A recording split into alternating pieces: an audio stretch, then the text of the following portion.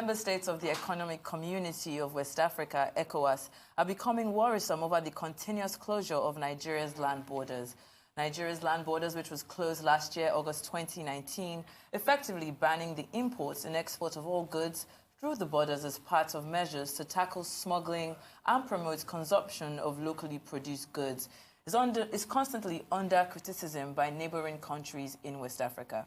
Well, recently in a meeting with President Marc Kabore of Burkina Faso following his mandate from ECOWAS to resolve the issues that culminated in the partial closure of the Nigerian borders at the presidential villa in Abuja, Nigeria's President Muhammadu Buhari explained to his guests that Nigeria's decision to partially close the borders to goods from neighbouring countries was purely to safeguard national security.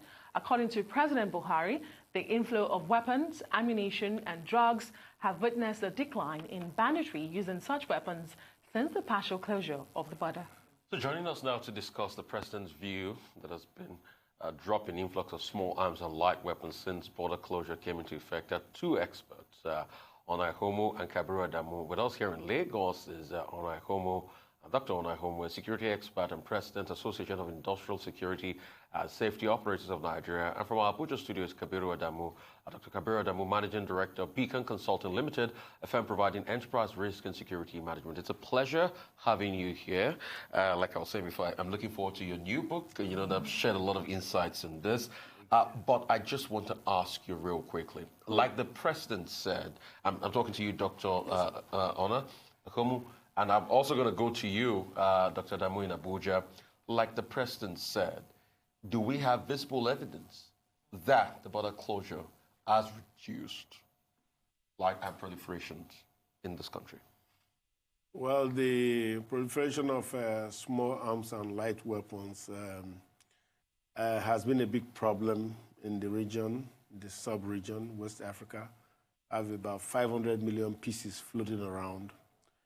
And a lot of that is being trafficked around to conflict zones, Central African Republic, to Boko Haram, to jihadi groups that are active in the entire sub-region. And then before Mr. Gaddafi fell off the horse, you know, he used to go into his zone, and now his country is now the net circulator of these small arms and light weapons. Now, having said that, that's just by way of background. We are yet to get the official statistics of what the seizures are at the borders. How the evidence is still out there, it's not in yet, on how we know that, in fact, it is stemming the tide of importation of small arms and light weapons. Now, the reason I say this is much of that border closure is effective here in the southwest region. Now, in the north, most of the northern borders, where most of the arms are really trafficked in through the Sahelian zone, they are unchecked, even up until now. So because they are footpaths, like they said famously, they will have about 1,400 and something unmanned borders up there. So if you're talking about Seme border, yes, oh yes, sure, Seme is a tight, well-known border, even though we know there are bush paths also that they take in the Seme region.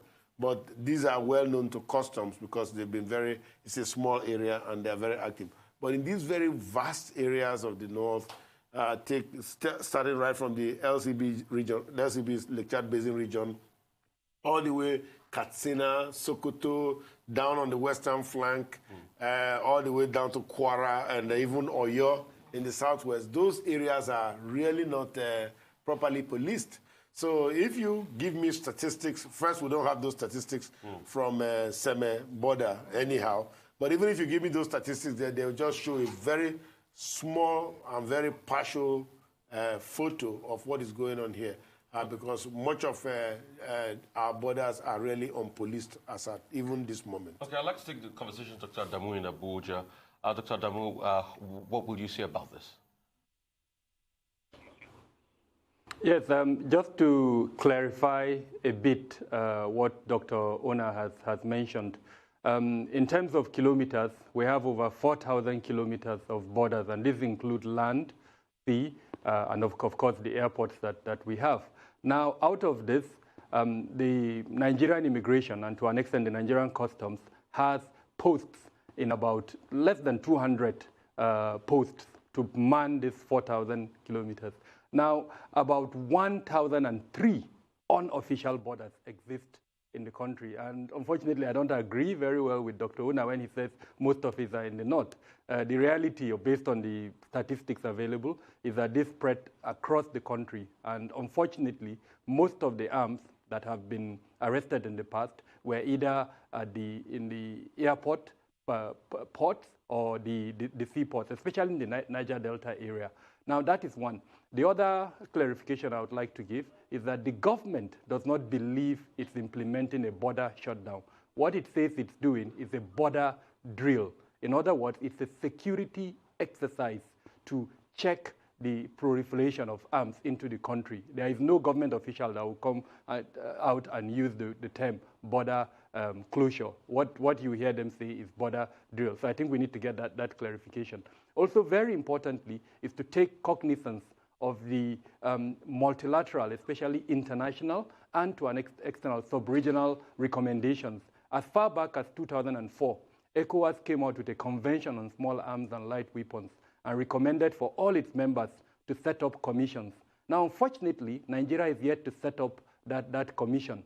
There are several advantages tied to the creation of that commission. So I'm a bit, not uncomfortable when I hear the president say that the reduction in the influx of arms have, impacted positively on the issues we're seeing, especially banditry and other forms of attacks in Nigeria. When, like Dr. Ona said, I agree with him totally, there are no metrics, no statistics for us to independently analyze and confirm such a claim. Also, very importantly, since that commission has not been set up, then frankly, Nigeria has not even started the move to check this influx of arms. Yes, this border drill may, in the short term, support, but how realistic is it when you have more than 1,003 manned border points across Nigeria, where any smuggler who wants to bring in weapons can actually use it to bring weapons in? But having said that, if we pick up the government agencies, we know that they've come up with some novel ideas to check the influx of some of these items. As an example, the customs and immigration are working on some solutions using technology, surveillance capabilities that would assist in the long run in checking this proliferation. But we are not yet there. In fact, we haven't even started. Unless and until we have that commission in place and that commission is active, then I think we're not serious as a country. Okay to disagree and then agree. Dr. Kabiru, I'd like to remain on that line of thought which you have mentioned, because the porosity of the land borders has always been a challenge. However, is it not erroneous for anybody, including the government, to think that the closure of borders will lead to a reduction in proliferation of arms? Because, let me stress, available statistics and reports have shown that the largest cache of arms into the country have come in through the ports, the seaports. All you need to do is check the statistics for Tinkan Port and Apapa Port 2017 and 2018. Isn't that correct? It is to an extent correct, even though for us to reach that conclusion, we need to juxtapose that data with the data that unfortunately is not available from the unofficial land borders, and then of course through the Niger Delta. On that, sometimes we hear oil that has been illegally siphoned is exchanged for arms. So we do not have that data. What we have is the data for the ones that have been seized, and so it would appear that is the case. What is a fact is that the body that is meant to check and control this movement of small arms and light weapons, the one that is recognized by the world, which is the UN Office on Disarmament, ODA, and that has set up another UN agency in Africa called UN Roch, has come out with statistics to show that there are 350 million small arms and light weapons in circulation in sub-Saharan Africa, and of that, 70% of that is in Nigeria. That is an indisputable fact. Now, how are they coming into the country is through all of these borders. Unfortunately, and I want to emphasize this point, we do not have metrics to measure through all the border points, land, sea, and air. The only one that we seem to have is the seaports, and of course, sometimes through the airports. And history has shown severally in the past where some of these seizures have been made. So to dissect this, I think we need to look at a couple of things.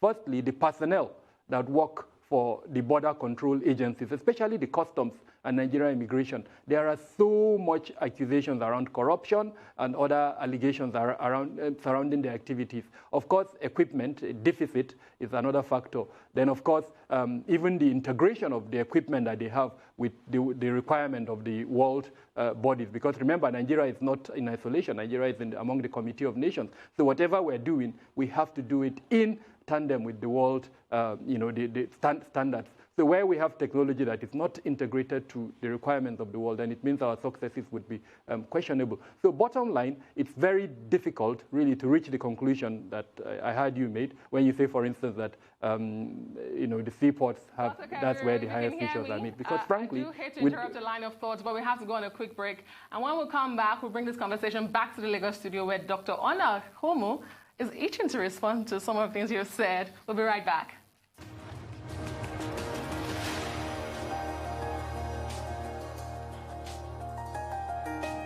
Welcome back to the Morning Show here on the Rise News. We're still talking security, Nigeria's border closure, and the recent statement by President Muhammadu Buhari, who says there's been a decline in proliferation of light weapons and arms. And to help us discuss this is Dr. Ona EKHOMU, a security expert and President Association of Industrial Security and Safety Operators of Nigeria, in our Lagos studios. And in our Abuja studios, we have Dr. Kabiru ADAMU, Managing Director of Beacon Consulting Limited, a firm providing enterprise risk and security management. Thank you, gentlemen, for staying with us. Dr. Ona, you wanted to respond to what Dr. Kabiru had said. And to my question, isn't it erroneous for anyone, including the government, to think that the closure of the land borders will bring about a decline in the proliferation of those arms, illegal arms smuggling? Well, I think for the most part, I agree with what Kabir was saying. The observed seizures have been in Lagos port, like I said at the beginning, and perhaps anecdotes from the Niger Delta creeks. And of course, there is evidence, because that is how the Niger Delta militants were able to fight the federal government and eventually end up with the amnesty program. So there is evidence that there were lots of illegal weapons in that zone. I'm talking about 20 years or 25 years ago when that whole crisis occurred. Now, perhaps some of those arms are still retained there, and perhaps there's still a bit of, not a bit, there's still perhaps substantial importation or smuggling of arms in that region, because the security factors have not really changed significantly. We still have cases of piracy in the region. We have some attacks, still on oil mining community facilities in that region. So there is evidence that there is capability. Arms, we consider that a capability in the terrorist equation, being able to carry out the violence you want to carry out. Now, but I think what is largely unknown, now Mr. Kabir really said it very well, that those the land borders, and I think if he says there are 4,000, we have 4,000 square kilometer, 4,000 kilometers of border around the country, right? Well, I think border spots. That's what I was talking about. No, 4,000 kilometers of border, the actual area, the size of our border. Now, much of the country, of course, much of the landmass of the country is in the north. So that stands to reason that much of that will come in through there. Now, besides just the landmass question, there is the issue of the Sahelian zone. Now, if you look at the conflict we've been seeing, I think, was it yesterday or the day before yesterday, there was an attack in Burkina Faso. They killed 20 people somewhere, and it's just like that. It's going on constantly. You have Mali, you have Burkina Faso, you have Ivory Coast, and so you have Niger, of course. And if you look at it, it's like a magma flow coming down toward Nigeria. And it's in Nigeria because it's a Sahelian problem. It's not unique to Nigeria. It's the whole of that zone, all the way from Mauritania in the west to what is it called, the Horn of Africa in the east. So it's a common problem in that whole belt for so many reasons: desertification, long history of trafficking of arms and women and cigarettes in that region. Like you famously mentioned in my book, I treat this a lot in there. So it's a big problem that's been with us for a long time. So I really see much of that arm that is being proliferated in the region coming into the country through that axis. And then, you see, when you seize 13 containers of weapons in at the Apapa port, that's big news. But how many of those kinds of weapons were proliferated through the Sahelian zone? You don't know, because somebody just brought them on a donkey and took them into the country. There were lots of seizures of weapons. Of course, this is known because it's reported. Lots of seizures of weapons from Niger into the Borno State zone. People bringing in weapons and so on. Now, the question is, sorry, man, just last one. Borno governor, former governor Kashim Shettima came out and said, Boko Haram is better armed than the Nigerian military and all that. You know, remember that thing he said during President Jonathan's government, and which many people ended up agreeing was true. How did they get the weapons? That's a rhetorical question. Okay, I mean, there are two committees that have been set up looking at this situation. First, he had mentioned something about the border drill. That's the exercise. That's the one that's going on right now. And then President Muhammadu Buhari has come out to say, obviously, after the visit from the president of Burkina Faso, to say another committee be set up to look at how effective it affects ECOWAS and the Nigerian border closure. Now, what should this committee be focusing on? He had mentioned e-solutions. He had spoken about air surveillance. But what other options should we be looking at? Because even when the borders are put back open, have we put things in place to make sure that we are stopping this flow of arms, as opposed to just this partial closure? So if you can start with that, we'll take it to our Abuja studio. Thank you. Some time ago, I don't remember exactly when, maybe a couple years ago, when I looked at the security problem in the country, I said, look, let us do border lining. There's something called border lining. You hire we have problem of unemployment in this country. So why don't you go out and hire a lot of young people, uniform them, call them border guards? That's what they are, because we really have a big problem of border security in this country. I'm not talking about immigration stamping passports. I'm talking about real border guards, people, because at the time the government elevated that problem and they created a special border squad in the police agency and traverse the borders. And but here we are, now that there's a real dangerous insurgency at hand, we've just kind of turned away from it, and it's growing, and very soon it might be difficult to contain, because once the capability is there, the bad guys are willing to use it. So, yes, so I have called for border lining. You hire 100,000 people, call them special border guards, give them some limited machinery. There's this special helicopter.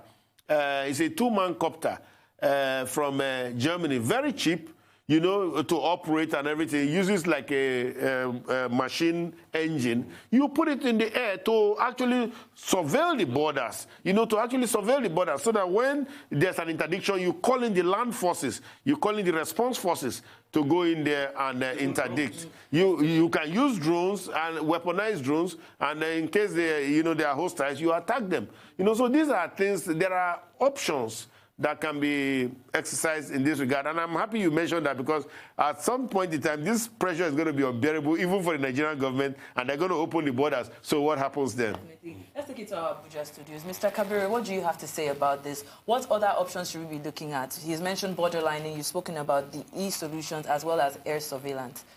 What else do you think? So we don't need to reinvent the wheel. There are very simple solutions like Dr. Ona has mentioned, but I'll add the beginning point, which is to develop the border communities.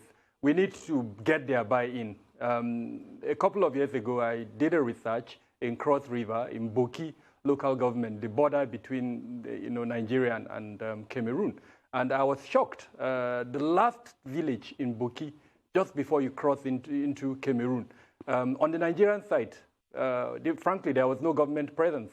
By that, I mean there was no school. You know what I mean, governance, there wasn't. But the moment you cross into Cameroon, the first thing you see are some of the gendarmeries. You see a primary school with the big Cameroonian flag, a symbol of governance.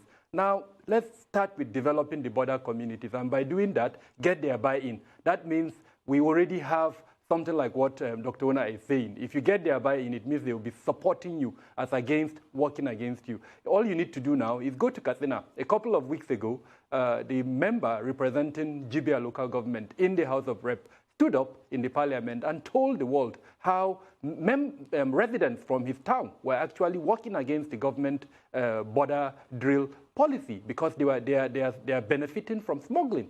So government presence is not very active in those border communities. That's the first recommendation I'll make, develop those border communities. The second recommendation, the Nigerian Immigration Service has a 15-year strategy that it launched in 2019.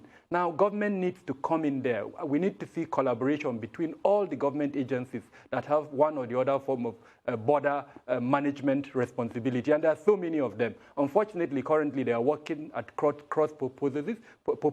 They are in silos, so we need them to embrace that strategy that by the Nigerian Immigration Service. And more importantly, the government needs to appoint one designated organization as the lead agency for border control so that all the others will tie into it. Because with technology, you can do that. That's what happens around the world. The example that Dr. Ona gave, the police is the lead control agency in Germany for border control issues. All the other agencies come under the police, especially in matters that have to do with checking crime and other things. Of course, when it comes to customs activities, the customs is there. But we need coordination, so we need one agency to spearhead that. If it's the Office of the National Security Advisor, then it should be designated. Then the third thing is also regional collaboration. We can't do this alone. If you look at the border line that I've mentioned, 4,000 plus, in just one of them, with Niger Republic, we're talking of 1,497 kilometers. And then for Cameroon, we're talking of 1,690 kilometers. And customs immigration has a personnel of just about 25,000. Customs has almost around that number. So it is impossible for us to do this alone. We need to collaborate with our regional partners. And that is why I have a problem with the current border drill, because it is alienating our partners that we should be collaborating with. And then, of course, the UN that I mentioned earlier on. There is the UN office on this armament, ODA. We need to join into that. And the only way to do that is to set up that commission for small arms and light weapons. It will give us the platform for collaboration. There is funding that is already waiting for from these bodies that I've mentioned at the AU level, at the UN level, and at the ECOWAS level. Once we're able to do all of this, we'll get some kind of funding. So that's the way to go. I'm still going to come back to you, and afterwards I come back to Dr. EKHOMU here. How can we ensure regional collaboration? Because I want to talk very strongly as regards that, because it looks as though we have failed as regards that. We have shut our borders, our partners across the region are crying foul. This is running rampage. In 2015, after the Chibok girls issues, we all went to France, under the leading of President François Hollande. We had conversations about regional partnership and the likes. What are we doing? What is the G5 doing as regards this? Let's talk about effective ways of collaboration. I understand we have a break now. We will go for a break very soon, but you can start in a line of conversation. I'll call you out to the break. What are the clear guideline steps for regional collaboration? Dr. ADAMU. Just last month or a couple of weeks ago, the UN... Break, Dr. ADAMU, we'll be right back. We'll just go for a quick break. We'll be right back.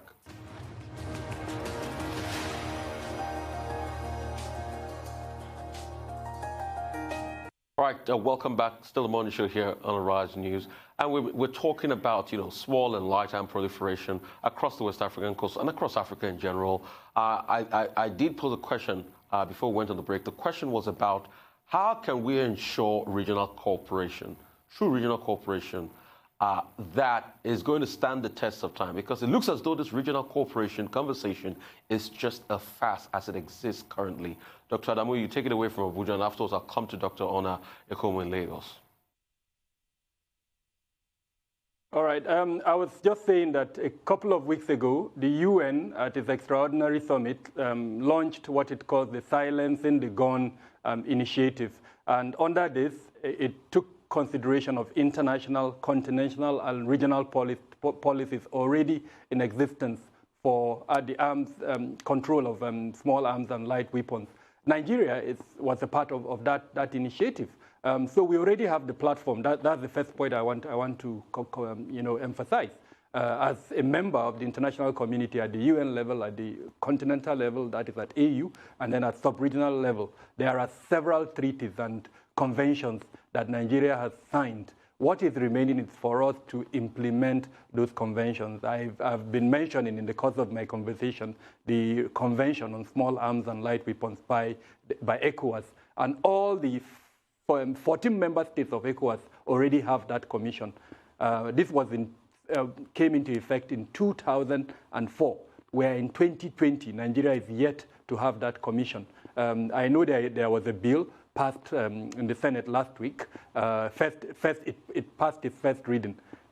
We need to see collaborative effort by the government so that commission is into place. It is only when that commission is into place that we can now take advantage of all of these other regional and sub-regional as well as international collaborations that are there. I think we should stop this, game of, I'm not sure what to call it, but it doesn't seem as if we're taking this issue seriously. If we're taking it seriously, then we need to implement all of these conventions that we've signed so that we have the platform to tackle this issue. There is no threat factor in the country that currently affecting Nigeria that does not have to do with this proliferation of small arms and light weapons. And if we want to tackle those threats, including terrorism, banditry, and name them, then the best and foremost way to go is to have this commission in place so that we're able to mop up these weapons in circulation. And I think we need to also distinguish between the ones coming in from foreign countries and the ones that are already in existence. When Dr.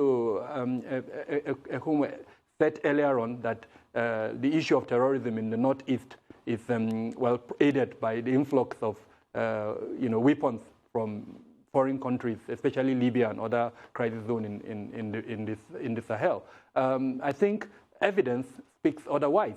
About 70% of the weapons in the hands of the jihadist groups, Jamaat al-Ahli al-Dawat wal-Jihad and the Islamic State in West Africa province are actually from the Nigerian military. So even if you block the border completely and you do not take care of this other source of small arms and light weapons in circulation, then it's useless. And that is what this commission will do. It will look at the foreign aspect as well as the internal supply chains of small arms and light weapons. We'd like to come to you, Dr. Ona EKHOMU here. Regional partnerships and cooperation. How do we ensure that? Well, we have shared interests. We have shared problems. Take Cameroon. They have their own Boko Haram problem now. Take Chad, the same thing, Boko Haram. Niger, the same thing. I'm calling our borders around. Perhaps aside, maybe Benin is the only country that doesn't have Boko Haram. But because Benin is joining Nigeria in the fight, in the MNJTF, that's Multinational Joint Task Force, fight against Boko Haram, they might get picked on very soon by Boko Haram if they can extend their logistics into that country. So now, but however, Benin is affected by the jihadi problem that's coming from Mali down to Burkina Faso and Ivory Coast, and now is Benin next, and then into Nigeria. We've seen that. That's where a lot of those, the banditry thing he talked about, those cattle rustlers and stuff, that's where they are coming in. They are coming into the country, as it were, through the southwest. I'm sorry, is that Togo? I'm talking about the western flank, not the eastern flank. Yes, correct. Yes, so anyhow, so I think if we can share to them, just like we have the forum, we have the LCBC, Lecture Basin Commission, through which there's partnership, there's sharing right now in terms of the threats in the region and how they are affecting us. If we can sell the narrative to them that this is also in your interest, we're going to get greater regional cooperation. That is one. We have intelligence, joint intelligence. What you talked about, intelligence sharing and gathering. That is what President Hollande did when he did that conference in Paris some time ago.